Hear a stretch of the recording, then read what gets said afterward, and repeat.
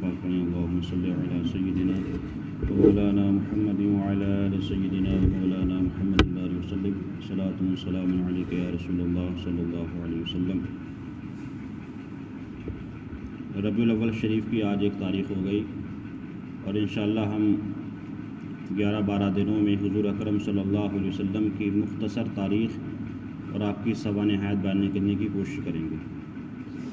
سب سے پہلے آپ یہ دیکھیں کہ حضور اکرم صلی اللہ علیہ وسلم کا خاندان کیا تھا،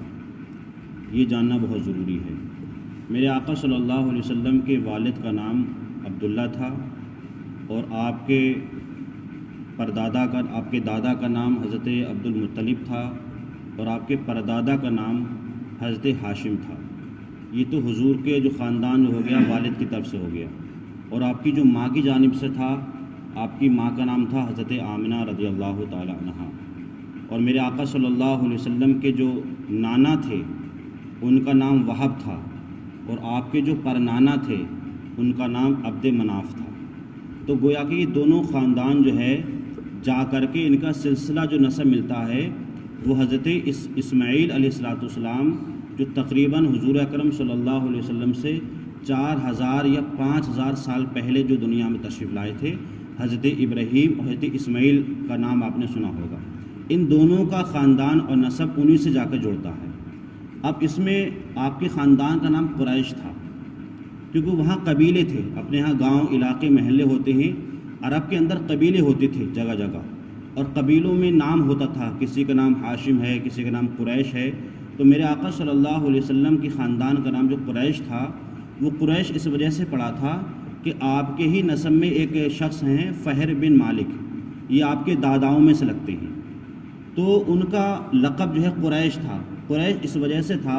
کہ وہ اپنے پورے خاندان میں بہت ہی مضبوط اور طاقتور تھے، کیونکہ قریش جو ہے عربی کا لفظ ہے،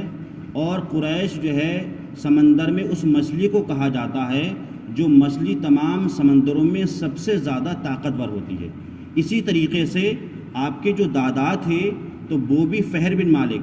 ان کی جو طاقت اور ان کی جو حکومت تھی وہ گویا کہ اپنے پورے خاندان پر مضبوط تھی، اسی وجہ سے آپ کو جو ہے وہ قریشی کہا گیا۔ اب اس کے علاوہ آپ کے جو پردادا ہیں جن کا نام ہاشم ہے، وہ جو ہے صرف اللہ کو ماننے والے تھے، کیونکہ اس وقت میں کوئی رسول نہیں تھا۔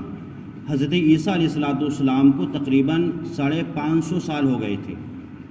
آپ کو، کیونکہ اس وقت میں کوئی نبی نہیں تھا۔ تو حضرت ہاشم جو تھے وہ صرف اللہ ہی کو مانتے تھے کہ اللہ ایک ہے، کسی بت کی پوجا نہیں کرتے تھے، اور آپ کے اندر خاصیت یہ تھی کہ آپ مہمان نواز بہت تھے، کیونکہ اس وقت میں بھی لوگ آتے تھے کعبے کا طواف کرتے تھے، تو آپ مہمانی بہت کرتے تھے۔ ایک مرتبہ کیا ہوا کہ مکہ کے اندر قحط سالی پڑ گئے، لوگ پریشان ہو گئے،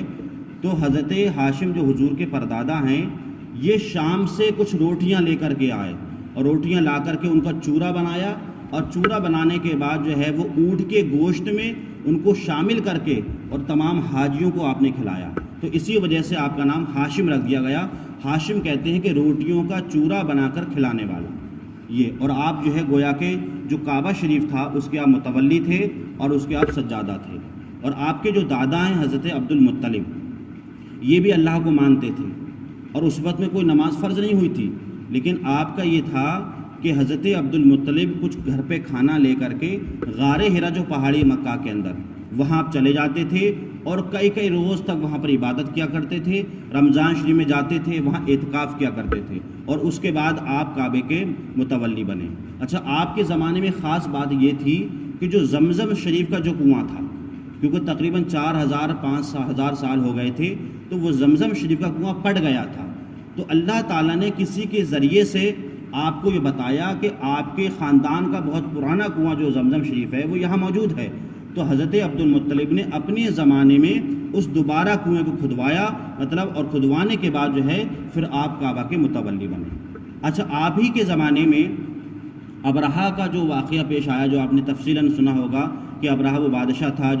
جس نے جو ہے کعبے کو ڈھانے کے لیے کوشش کی تھی۔ بہرحال یہ بھی میرے آقا صلی اللہ علیہ وسلم سے 55 دن پہلے یہ واقعہ پیدا ہوا تھا، اور اس میں یہ ہوا کہ وہ چاہتا تھا کہ کسی طریقے سے میں کعبے کو ڈھا دوں۔ بہرحال یہ ہے کہ اللہ تعالیٰ نے اپنی فوج کو بھیجا، جو پورے قرآن مجید میں سورہ فیل جو نازل ہوئی ہے وہ اسی کے تعلق سے نازل ہوئی ہے۔ اب اس کے بعد جو ہے حضرت عبداللہ جو میرے آقا صلی اللہ علیہ وسلم کے والد ہیں، میرے آقا صلی اللہ علیہ وسلم کے والد جو تھے وہ سب سے چھوٹے تھے اور سب سے خوبصورت تھے، حسن و جمال والے تھے۔ عرب کی اکثر بیٹیاں یہ کہتی تھیں کہ کسی طریقے سے ہمارا نکاح جو ہے حضرت عبداللہ سے ہو جائے، لیکن آپ کے دادا یہ چاہتے تھے کہ میں اپنے بیٹے کا نکاح ایسی خاتون سے کروں گا جو نیک و پرہیزگار ہوگی۔ بہت تلاش کرنے کے بعد خاتون ملی حضرت آمنہ، تو ان سے آپ کا نکاح ہوا، اور نکاح ہونے کے بعد میرے آقا صلی اللہ علیہ وسلم کی خاندان کا جو کام و کاج تھا وہ تھا کہ جو ہے کھجوروں کو خریدنا اور ان کو بیچنا۔ تو آپ کے جو دادا تھے حضرت عبد المطلب، انہوں نے اپنے بیٹے حضرت عبداللہ کو مدینہ بھیجا کہ تم جاؤ وہاں سے کچھ کھجوریں لے کر کے آنا، اور کھجوریں لانے کے بعد جو ہے اس کو بیچنا۔ تو اتفاقاً ہوا یہ کہ جب آپ واپس آ رہے تھے تو راستے میں حضرت عبداللہ جو حضور کے والد محترم ہیں وہ بیمار ہو جاتے ہیں، تقریباً ایک مہینہ آپ بیمار رہے، اور بیمار ہونے کے بعد پھر آپ کا ایک مقام ہے بنو عدی، ایک مقام ہے، وہاں پر آپ کا انتقال ہو جاتا ہے، وہیں پر آپ کو دفن کر دیا جاتا ہے۔ تو گویا کہ میرے آقا صلی اللہ علیہ وسلم ابھی دنیا میں تشریف نہیں لائے تھے، لیکن اس سے ہی پہلے جو ہے آپ کے والد کا انتقال ہو گیا۔ تو آپ کے جو ہے گھر والے کافی غمگین و پریشان ہوئے اور کہا الہی کہ تیرا نبی ابھی دنیا میں نہیں آیا ہے، اس سے پہلے ہی وہ یتیم ہو گیا۔ تو اللہ کی طرف سے حکم آیا کہ اگر مان لیجیے اگر یتیم ہو گیا ہے، لیکن اللہ فرماتا کہ میں اس نبی کا حامی ہوں اور اس کا حافظ ہوں۔ تو گویا کہ جس کا کوئی نہیں ہوتا ہے حقیقت میں اس کا اللہ حافظ ہوتا ہے۔ تو آپ کی ایک باندی تھی جس کا نام ام یمن تھا، وہ میرے آقا صلی اللہ علیہ وسلم کو آپ کو جو ہے دیکھتی تھیں، آپ کی پرورش کرتی تھیں، آپ کی خدمت کرتی تھیں۔ اب اس کے بعد کس طریقے سے میرے آقا صلی اللہ علیہ وسلم کی پیدائش ہوئی اور کس طریقے سے آپ کی پرورش ہوئی، انشاءاللہ اس کا بیان آگے ہوگا۔ اللہ تعالی ہمیں اور آپ کو صحیح طریقے سے حضور اکرم صلی اللہ علیہ وسلم سے پکی سچی محبت کرنے کی توفیق عطا فرمائے۔ اللہم صلی علی سیدنا و